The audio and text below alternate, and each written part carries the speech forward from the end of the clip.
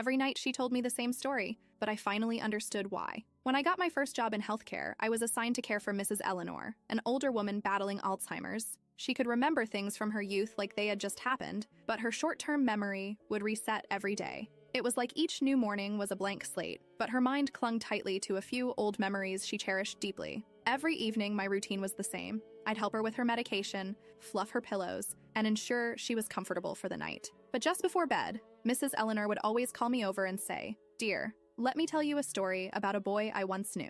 Her tone was gentle, but eager, like it was the first time she'd ever shared it. At first, I thought it was just a habit, something to pass the time before she fell asleep. But night after night, she would repeat the same story about this boy from her youth, a boy named Samuel. She described him as a dreamer with messy hair and a crooked smile. He used to bring her wildflowers every day after school, saying they were just like her, delicate but strong. He'd talk about leaving their small town to explore the world together. But life got in the way. Samuel's family moved, letters stopped coming, and Eleanor never saw him again. I could have tuned out after hearing it so many times, but I didn't. Every night, her voice carried a different emotion. Some nights it was filled with laughter and warmth as she remembered his antics. Other nights it was tinged with sadness and regret. Each time I caught new details: how he loved poetry, how she regretted never saying goodbye, or how those wildflowers made her feel seen in a way no one else ever had. Over time, I realized that her story wasn't just about Samuel. It was about dreams left unfulfilled and moments we let slip by. It was her way of telling me to cherish every second because once they're gone, they're gone.